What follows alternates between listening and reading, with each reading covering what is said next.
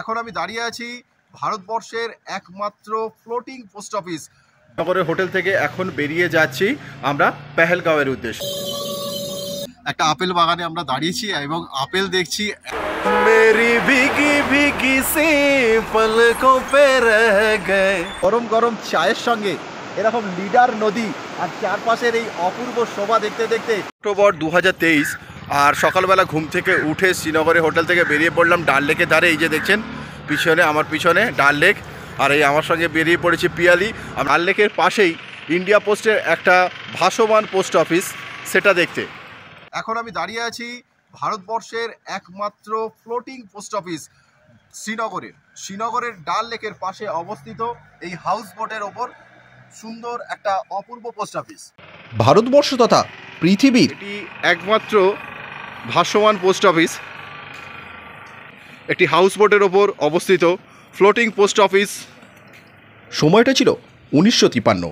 ভারতবর্ষ স্বাধীন হওয়ার ঠিক 5 বছর পরে ডাল লেকের উপর বসবাসকারী মানুষদের সুবিধা দেওয়ার জন্য চিঠিপত্র থেকে জিনিসপত্র সমস্ত কিছু এই সুবিধা দেওয়ার জন্য একটি অস্থায়ী পোস্ট অফিস নির্মাণ করা হয় ডাল লেকের উপরে একটি হাউস বোটের ওপর। 1970 সালে এটিকে একটি স্থায়ী পোস্ট অফিস হিসাবে ঘোষণা করা হয়। জম্মু কাশ্মীরের 1700 পোস্ট অফিসের মধ্যে এটিও একটি। হোটেলে ফিরে আজকের ব্রেকফাস্টটা সেরে নিলাম। অক্টোবর 2023 আর এখান থেকে অর্থাৎ শ্রীনগরের হোটেলে আছি, আর শ্রীনগরের হোটেল থেকে এখন বেরিয়ে যাচ্ছি আমরা পেহেলগাঁওয়ের উদ্দেশ্যে। শ্রীনগর থেকে পেহেলগাঁওয়ের দূরত্ব 90 কিলোমিটার। এই দূরত্ব অতিক্রম করতে গাড়িতে সময় লাগে 2 ঘন্টা 15 মিনিটের মতো সময়। প্রথমে আমরা ধরলাম এয়ারপোর্ট রোড, আর তারপরে শ্রীনগর কন্যাকুমারী হাইওয়ে ধরে এগিয়ে চলেছি। পাহাড়ের কোলে এই যে দিগন্ত বিস্তৃত ক্ষেত দেখতে পাচ্ছেন, এর সবই হচ্ছে কেশর চাষ। এই রাস্তার বাঁ দিকে এবং ডান দিকে দুপাশ। শ্রীনগর থেকে বেরিয়ে আমরা এখন চলে এসেছি পেহেলগাঁওয়ের রাস্তায়। আর পেহেলগাঁওয়ের রাস্তায় একটা জায়গা আছে, বিশাল বড় ক্ষেত আছে যেখানে কেশর চাষ হয়। আর তারই একটু পরে এসে আমরা এখানে যেসে দাঁড়িয়েছি, যেখানটা এখানে কেশর প্রচুর পাওয়া যায় এবং কেশর থেকে কাওয়াটি থেকে শুরু করে সমস্ত কিছু এখানে বিক্রি হয়। এখানে এরকম দোকান অনেক আছে, সেরকমই একটি দোকানে আমরা চলে এসেছি। এখানে পাওয়া যায় কেশর থেকে কাওয়াটি, আর এরই সঙ্গে এখানে পাওয়া যায় কাশ্মীরি বিভিন্ন রকমের ড্রাই ফ্রুট। এখানে খুব ভালো আখরোট পাওয়া যায়।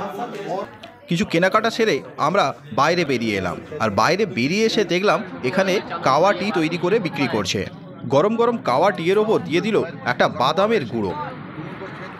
পিয়ালি সাধারণত চা কমই খায়, ওকে আজকে একটু কাওয়াটি টেস্ট করালাম, তার সঙ্গে আমিও একটু কাওয়াটি টেস্ট করে নিলাম। তারপরে আমরা আবার বেরিয়ে পড়লাম পেহেলগাঁওয়ের উদ্দেশ্যে।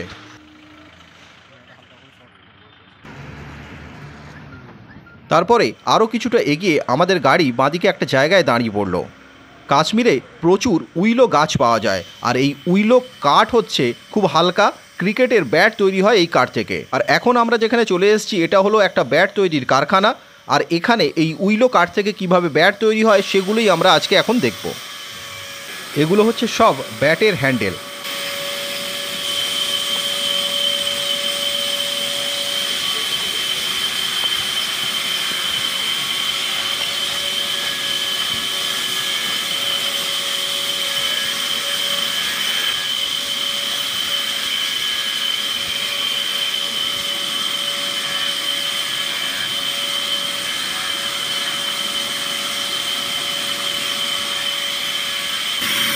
ये क्या सब उइलो काट है? हाँ, सभी ऊपर हाथ लगा सकते हैं। ব্যাটগুলো খুব হালকা।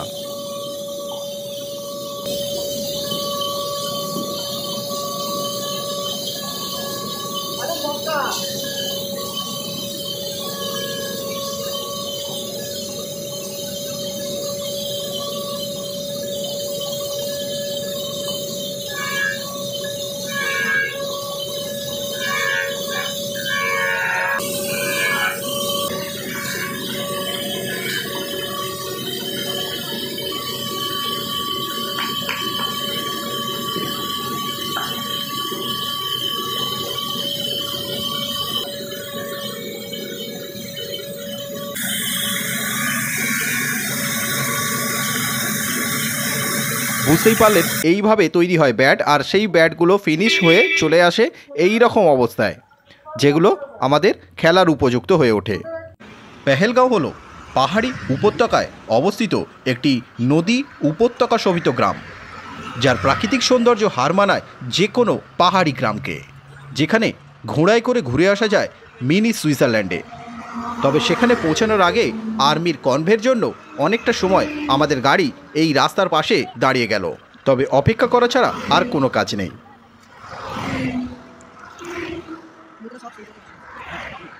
অনন্তনাগ পেরিয়ে আমরা অনেকটা দূরই চলে এসেছি, আর এরকম একটা জায়গায় আজকে আমরা দাঁড়িয়ে পড়লাম লাঞ্চ করব বলে। শ্রীনগর থেকে আমরা যাচ্ছিলাম পেহেলগাঁওয়ের দিকে, আর পেহেলগাঁওয়ের দিকে যেতে একটা জায়গায় আমাদের খাবার জন্য দাঁড় করানো হয়েছে, একটা ছোট্ট রেস্টুরেন্টে। আর তার পিছন দিকে একটা আপেলের বাগান আছে তার।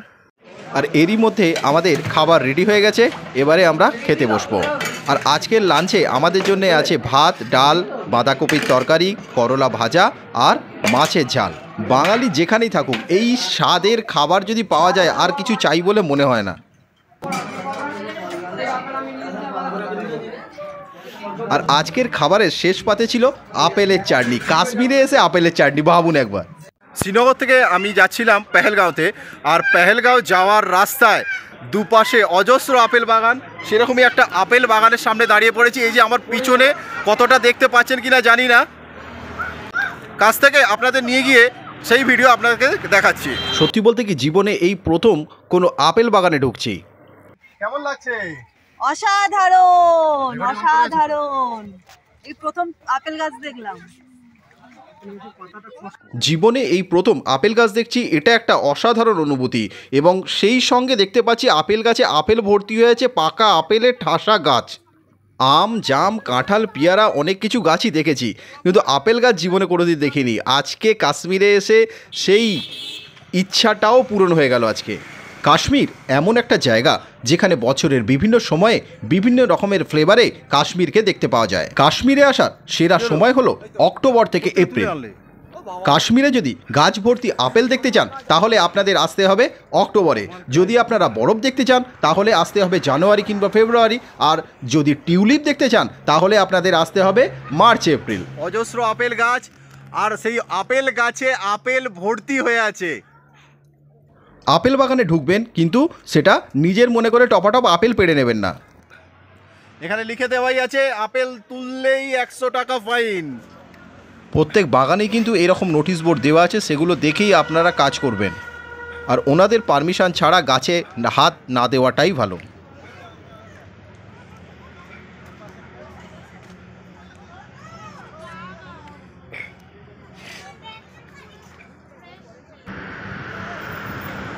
ये जूस पी रहा है कश्मीर एप्पल वैली में, जूस फ्रेश एप्पल जूस।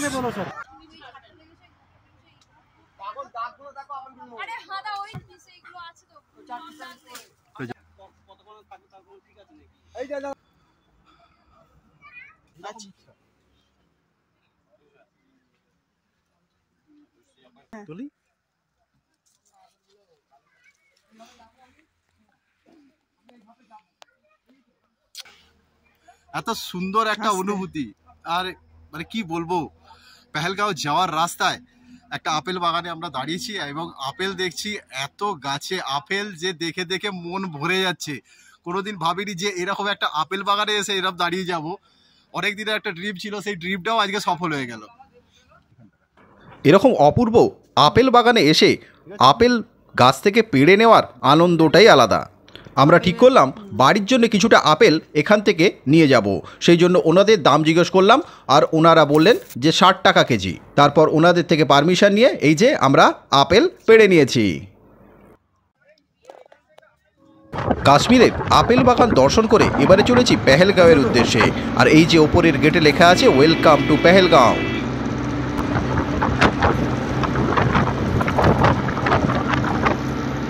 পেহেলগাঁওয়ের প্রাকৃতিক সৌন্দর্য অপূর্ব, আর এই পাশ দিয়ে বয়ে চলেছে লিডার নদী।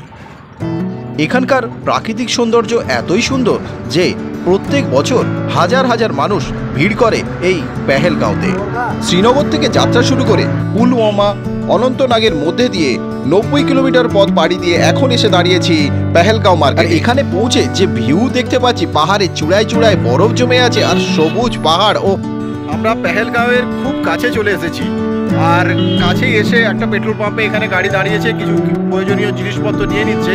আর সেই সময় তার পাশ থেকে, অর্থাৎ আমরা যে পয়েন্টটায় দাঁড়িয়েছি সেই পাশ থেকে যা ভিউ দেখা যাচ্ছে, উপরে পাহাড়ের ওপর স্নোফল হয়ে আছে, আর এদিকটা একটা নিচে একটা গ্রাউন্ড মতো দেখা যাচ্ছে। এখানে কার পার্কিং হতে পারে কোনো, এখানে স্পট আছে যেটা সাইড সিনের স্পট আছে, সেই স্পটটা, আর পাশের মানুষের ভিড়, আর তার পাশে এই যে সুন্দর অপূর্ব দৃশ্য। ওহ, পাহাড়ের উপরে বরফ পড়ে আছে, মন ভরে যাচ্ছে দেখে। मेरी भीगी भीगी सी पलकों पे रह गए जैसे मेरे सपने बिखर के, ओ जाने मन तेरा भी किसी के मिलन पर अनामिका तू ही तरसे। ক্ষণিকের বিরতির পর পেহেলগাঁও মার্কেট পেরিয়ে এবারে আমরা এগিয়ে চলেছি আমাদের হোটেলের উদ্দেশ্যে। রাস্তার পাশ দিয়ে ছুটে চলা ঘোড়া আর গাড়ির সামনে চলে আসা এই ভেড়ার পাল আর লিডার নদীর ওপর এই অপূর্ব ব্রিজ সত্যিই মনোমুগ্ধকর দৃশ্য। এই ন্যাচারাল জিনিসগুলোর জন্যই কাশ্মীরকে আমরা এত ভালোবাসি। এই পেহেলগাঁওয়ে কিন্তু প্রচুর পরিমাণে আখরোট চাষ হয়। লিডার নদীকে পাশে নিয়ে এখানকার মানুষদের জীবনযাত্রা সত্যিই মনোমুগ্ধকর।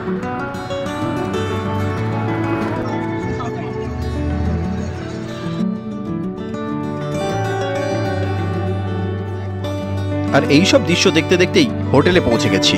চলুন এবারে হোটেলের রুম ট্যুরটা একটু করে নিই। আর এই হলো আমাদের পেহেলগাঁওয়ের দুদিনের ঠিকানা। জানলার পাশেই রাখা আছে দুটো চেয়ার আর এখানে একটা ডাইনিং টেবিল। আর এটা হলো কাশ্মীরের আপেল গাছ থেকে পাড়া আপেল। কি দারুণ সুন্দর, তাই না? এদিকে রয়েছে একটা সুন্দর বিছানা, খুব পরিপাটি করে সাজানো। এদিকে রয়েছে টিভি, একটা ড্রেসিং টেবিল, এখানে একটা ওয়ার্ড্রপ রয়েছে, এখানে একটা ছোট টেবিল টাইপের রয়েছে। আর এদিকে জানলাটা তো আপনারা আগেই দেখেছেন। চলুন জানলার বাইরে থেকে কি দৃশ্য দেখা যায় সেগুলো একটু আপনাদের সাথে শেয়ার করি। ওই যে দূরে দেখা যাচ্ছে পাহাড়ের ওপর বরফ, আর ওইদিকে পাইন গাছ। এই হচ্ছে হোটেলের লনটা আমাদের। আর জানলা খুলতে সবুজটা যেন আরও গাঢ় হয়ে গেল। ওই যে দূরে দেখা যাচ্ছে হোটেলের পিছন থেকে পাহাড়ের ওপর বরফের চূড়া, এদিকটাও বরফ দেখা যাচ্ছে। আর এই পাশ দিয়ে বয়ে চলেছে লিডার নদী, তার আওয়াজ আমরা এখান থেকেই শুনতে পাচ্ছি। হোটেলে লাগেজ রেখে আমি আর পিয়ালি বেরিয়ে পড়লাম একটু চারপাশটা ঘুরে দেখব বলে। নদীর আওয়াজটা যেন আরও বেশি করে আমাদের দুজনকে ডেকে নিল। অপূর্ব সুন্দর লিডার নদীর দর্শন একটু আপনাদেরও করিয়ে দিই, চলুন।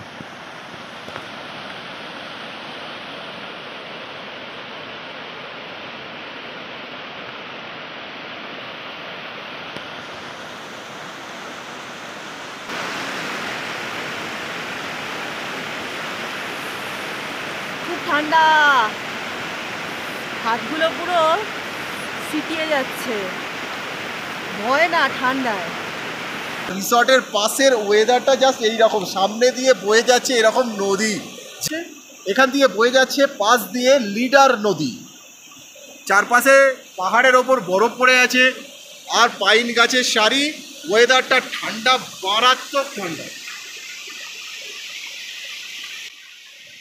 লিডার নদীর স্বচ্ছ জল, তার পাশে এরকম একটা সুন্দর রিসর্ট, রিসর্টের পাশে একটা সুন্দর ব্যালকনি, আর এরকম অপূর্ব দৃশ্য। আমরা যেখানটা দাঁড়িয়েছিলাম সেখান থেকে আরও একটু নিচে নামছি, আর নিচে নামলে নদীর পাশে যাওয়া যায়। রিসর্টে ব্যালকনি থেকে এরকম একটা কাঠের সিঁড়ি আছে, আর সেই কাঠের সিঁড়ি সোজা নেমে এসেছে নদীর পাশে।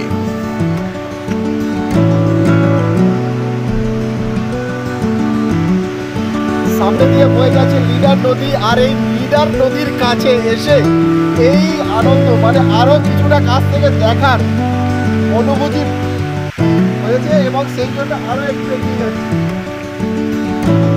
লিডার নদীর পাশ দিয়ে আপনি আরও বেশি দিকটা যাওয়া যেতে পারে, যেখানে নদীর কাছাকাছি আপনি যেতে পারেন।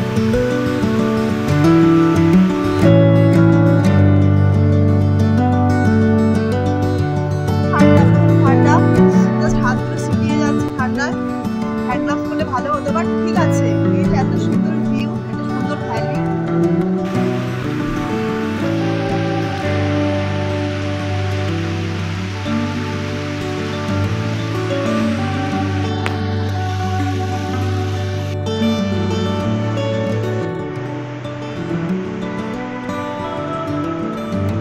সত্যি এরকম একটা জায়গায় দাঁড়িয়ে পাহাড়ের কোলে সূর্যাস্ত দেখার মজাটাই আলাদা।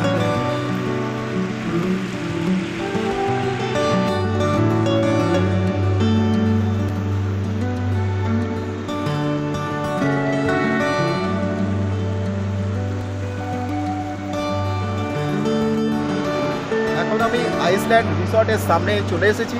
আর আইসল্যান্ড রিসর্টের সামনে এরকম গরম গরম চায়ের সঙ্গে এরকম লিডার নদী আর চারপাশের এই অপূর্ব শোভা দেখতে দেখতে চায়ে চুমুক দিচ্ছে।